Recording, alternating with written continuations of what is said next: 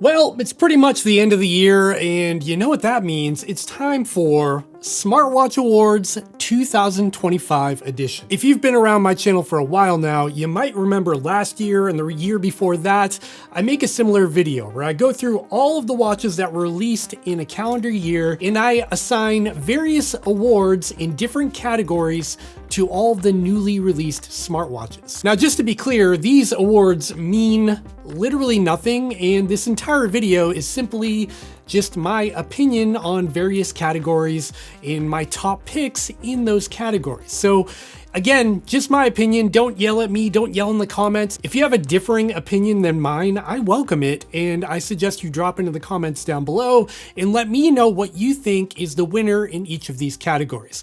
Now, these categories, again, are completely made up by me, and they're just various things like best value, best looking, best accuracy, that sort of thing. So as we go through this, write them down and drop them in the comments down below. I'd love to hear that. Okay, let's kick off this video with the first category, and that is Best Daily Driver. And what does daily driver mean? Well, that's basically a watch you want to wear every day. It's comfortable, it's lightweight, you can sleep with it, it does all the things you need it to do on a given day, like play music or NFC payments, like that sort of thing. And this category was particularly hard for me because there's a lot of watches on this table that I like quite a bit.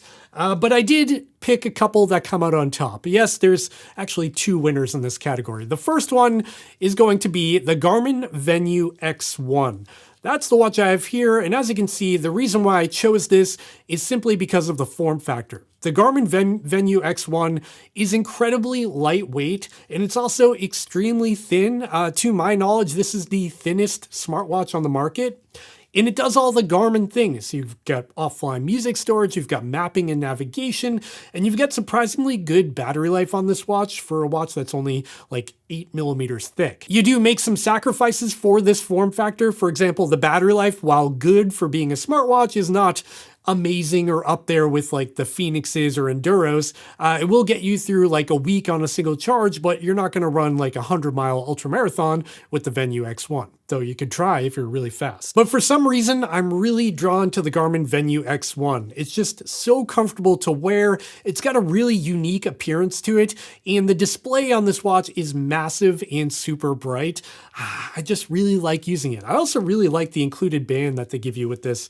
It's just a little bit different, and again, super comfortable. Now, just like every other watch on this table, I do have a full review about the Venu X1 on the channel, so go check that out if you're interested. And one quick note on this, the Venu X1 currently is actually on a pretty steep sale. It's like $200 off, so you can get this watch for about $599 right now. So that's the Venu X1, but let's move on to the other one that I think is the best daily driver, and this is gonna come as no surprise to you.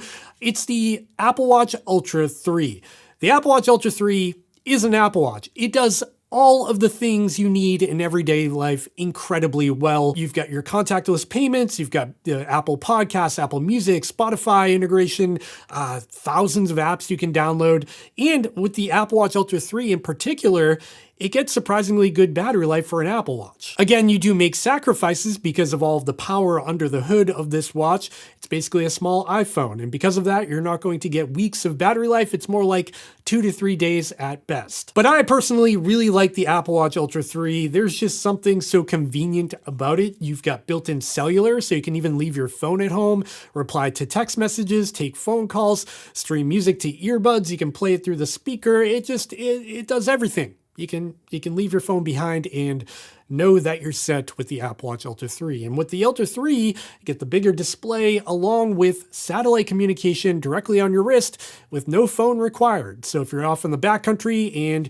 you don't have signal, you can send and receive messages, you can share your location, and you do have SOS abilities as well. So this one's kind of a no-brainer. I feel like when we talk everyday driver, the Apple Watches just excel at that. Moving right along to the next category. In this category, I call most innovative. Now, this one was really difficult again because there was a surprising amount of innovation that happened in 2025, but I gotta give it to the Google Pixel Watch 4 because they did a lot of firsts. For example, the Google Pixel Watch 4 is the first smartwatch to be user repairable. So if you break your display, you've got a dead battery, it runs out of juice, you can go ahead and replace those components individually and buy them directly from iFixit, who partnered with Google to get replacement parts. It's also very easy to take apart. Couple of screws, there's no O-rings or adhesives or anything you have to mess with. That repairability allows the watch to last much longer, so you don't have to go out and buy a brand new one every time a new generation comes out, even though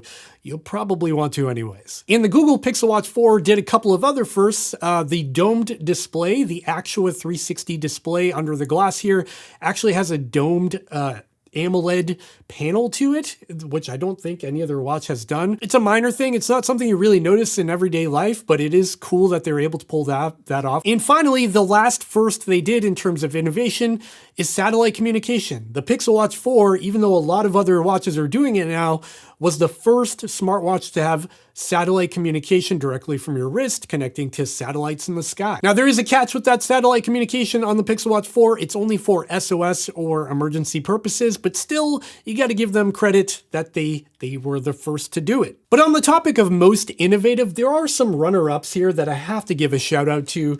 The Apple Watch Ultra 3, again, really innovative with the built-in satellite communication, just like the Pixel Watch, but on the Apple Watch, you can also use it for recreational purposes when you're not in an SOS situation. You can send messages, share your location. That's really cool. And on that note, we also have to give a shout out to the Fenix 8 Pro here from Garmin.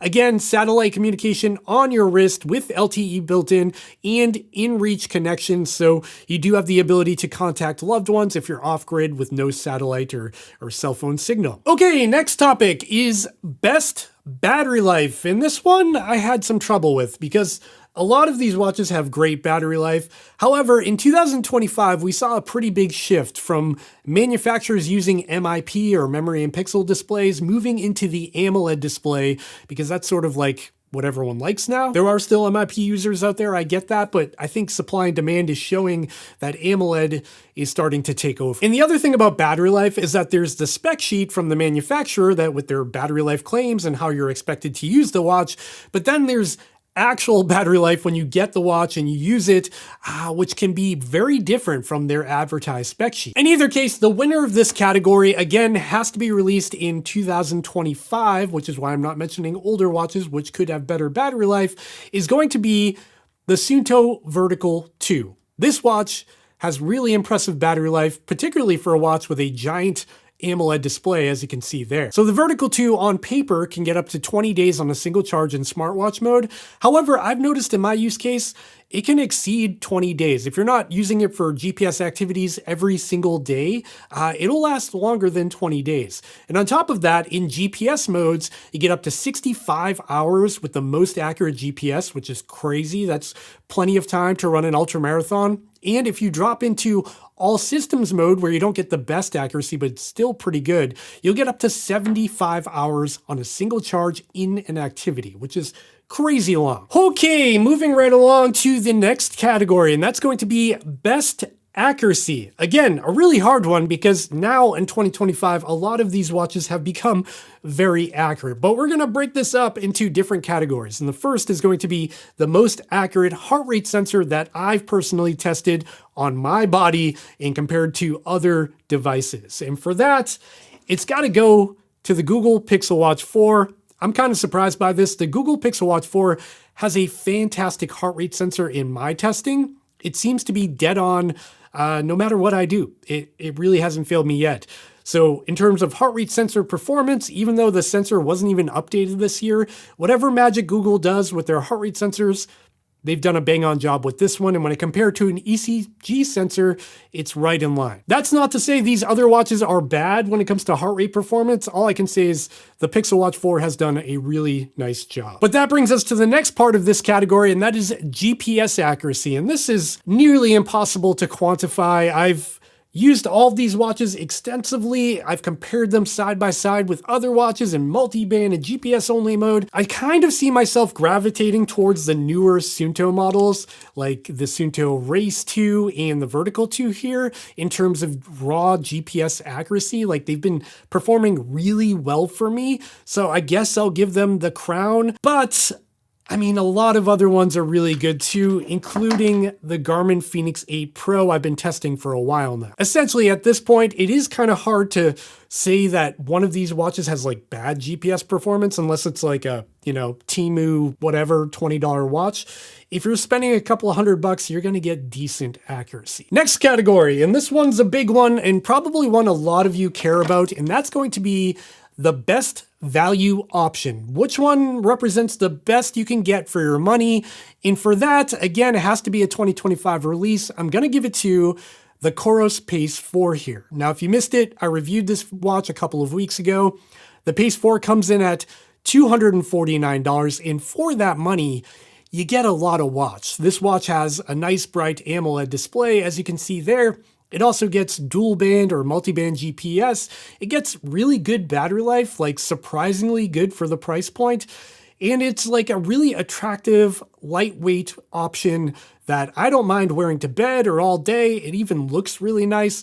It's got a nice scroll wheel. The build quality is decent for $250. I don't have a lot of complaints about this watch, and it's something I find myself recommending to a lot of friends and family who are just trying to get into their first, wearable device. The COROS Pace 4 does come with some compromises. For example, there's not a whole lot of smart features on this watch, like you don't have Spotify or NFC payments or any of those things. But if you're looking for just a simple way to track your activities and keep a tab on your sleep metrics and health and stuff like that, this is a great place to start. Even though the Pace 4 takes the crown in the best value option category, I do have a runner-up, and that runner-up is going to be the Amazfit Bip 6. If you don't know this watch, go watch my full review again on the channel somewhere. But this watch is crazy because the price tag is under $100. In fact, right now on Amazon, I believe it's like $65. At this point, they're just like giving them away. But it actually has a surprisingly nice build quality for the money. And it has a really snappy user interface, no lag, it's very fluid. It even has maps and navigation built in, a really nice large display. It looks almost identical to an Apple Watch. As you can see, I got a Series 11 on the right here. It's just a really good watch for the money and surprisingly good for under $100. Okay, next up. Mapping and navigation. Which watch has the best mapping experience? And I gotta give it to Garmin. Now, I'll shout out the Garmin Fenix 8 Pro I'm wearing right now, but this would apply to any recent high-end Garmin like the Forerunner 970, even the older Fenix 7 or 7X, the Fenix 8 AMOLED. Any of the watches, the Venu X1, any of the watches that have the updated maps that we've been getting lately, they're just really good on Garmin. And again, they're one of the only companies right now that offer routable maps, which means you can create a course on the fly, you can save waypoints, and you can see points of interest for things around you like campsites and water sources and all kinds of things. They're just incredibly full featured. Now that does come at a cost. If you are a Garmin user, you probably know it already, but the maps can be a little bit laggy even for a, $1,200 watch. But that is because they just pack so much information onto the maps to make them incredibly detailed compared to the competition that it can create a little bit of lag. It's totally usable and not something I even notice anymore because I'm used to them. But they definitely have the most detail and most information. And again, they're the only routable maps out there other than the Amazfit T-Rex 3 Pro. With that being said, I do have a couple of shout outs. We've got Amazfit T-Rex 3 Pro here and the COROS Pace Pro. Both these watches offer really good mapping as well. On the T-Rex 3 Pro, again, you do get routable maps. On the COROS Pace Pro, you do get map labels to tell you what road or trail you're on, and you get that AMOLED display. So the mapping experience is really good on these watches as well. The next category is completely subjective and purely my opinion. This one is going to be best looking watch of 2025. Which watch is the sexiest? That's kind of weird to say. In this category though, I'm gonna have to give it to Suunto. There's something about the Suunto Race 2 and Vertical 2 I absolutely love in terms of how they look. They're just like understated and minimal. They've got great displays. They look futuristic. And Suunto, in my opinion, makes like the best looking band combinations as well in terms of colorways. Like they've got a bunch of crazy colors and they just look really good. I love the bezels, the build quality. They look super expensive and premium. So big shout out to the industrial design department over at Suunto because they do a great job with how these watches look. Runner up though would be the Garmin Fenix 8 Pro I have here. I don't know why, I just really love the look of this watch with the raw titanium bezel, the little accent on the side there, just a really nice premium looking watch as well. Okay, next category, and this is gonna be another subjective one, but most improved brand. Which brand made the most headway in 2025 in both hardware and software? A tough one, because one could argue Apple did a lot with software, and they did. I'm not gonna overshadow that, but I do think Amazfit here made a ton of headway with their software with the Amazfit T-Rex 3 Pro, their AI implementation, the speaker and microphone, how that all works together, along with the mapping and the updates they gave with the runnable maps, and the fact that it seems like every time I go into the Zepp app on my phone for Amazfit, there's another firmware update that's rolling out to multiple different watches. They're always updating, adding things, fixing things, and I really appreciate that. And another good example of that, which is not a smartwatch, is the Amazfit Helio strap here. This, when it was first launched, was pretty quirky, like it had some issues, and they've pretty much ironed it out. The heart rate sensor on the Helio strap is really good. The data you get from it is pretty insightful, and yeah, I think they're the most improved brand, though there's a lot of improvement.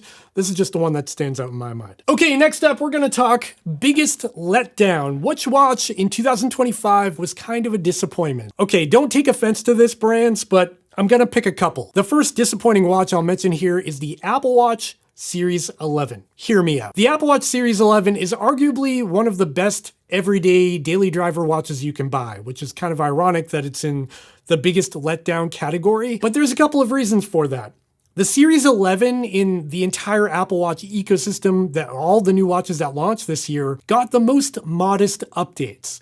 It's a really good watch, it can do a ton of things, but it's sort of the same watch as last year's Series 10. Basically, the only updates were it got 5G for cellular connectivity, it has a more durable display, it's more scratch resistant, it gets faster charging, which is a nice thing to have for these watches since they only last a day or two, and slightly longer battery life. Very slightly, but it is there. Other than that though, the Series 11 is a Series 10. Runs the same software, nearly all of the same features, just in an updated package with those few things updated. So because of that, I was kind of disappointed here. I was really excited about the Apple Watch Ultra 3 because of the satellite connectivity, and I was even excited about the Apple Watch SE 3, which is the more affordable option, because they made a ton of updates to that and made it really good for the budget category. I should have gave it an award in that category.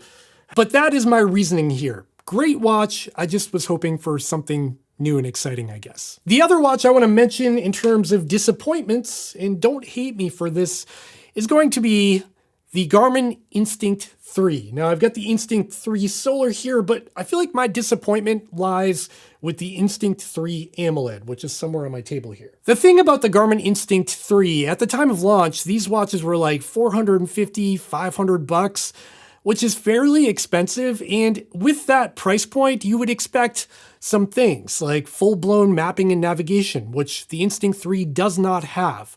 And another thing I found odd is the AMOLED variant of this watch does not have a touchscreen. It's, I think, the only AMOLED smartwatch on the market without a touchscreen, which is kind of odd. But again, I don't want to take anything away from the Instinct 3 because I do actually like it quite a bit. It's a super unique watch. The solar version gets crazy battery life. It's like a really rugged, G-Shock-esque kind of watch. But because of those two things with the mapping and the touchscreen, even though a lot of you don't want a touchscreen on this watch, it's nice to have. You can always turn it off. I might keep it in this category. Okay, next category, and this is a new one, I think. I didn't do this last year, but this is a new one. Most surprising. The most surprising smartwatch of 2025, in my opinion, goes to the COROS NOMAD. And you're probably wondering why this watch is surprising. Well, for a couple of reasons. First of all, the COROS NOMAD was the first COROS watch to have a built-in microphone, so you could record voice notes when you're out doing your activities. But the main reason I was surprised by this watch is the way they marketed it and some of the features it has on board. For example, the COROS NOMAD on paper makes a great ultramarathon watch, hiking watch, outdoorsy kind of watch, and it has the aesthetic to back that up. However, the way they market this watch is actually for fishing. Going fishing, catching fish. In fact, this watch has a core set of features for the sport of fishing. And I don't think there's any other watches out there that are laser focused in on people who go fishing. That's why I found this watch surprising. It's a really nice watch in a lot of other aspects, but that core feature set of fishing activity related things, I found kind of odd. And I was surprised by it. In either case, that's the end of this video and all of the categories. I hope you enjoyed it. And again, purely an opinion-based video. These categories mean absolutely nothing. And I definitely want to hear from you in the comments down below. What do you think wins each category? And let me know in next year's video if there's a category I should add. Is there something I'm missing here that you want me to talk about?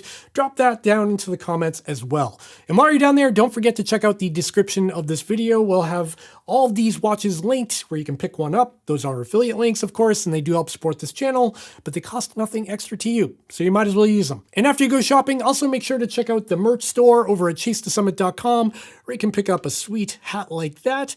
Chase to Summit. And as always, don't forget to give me that thumbs up and subscribe to the channel down below so you don't miss more videos from me in the future, because we still have more coming out before the end of the year. All right, friends, that's the end of it. I'll see you in the next one. Bye.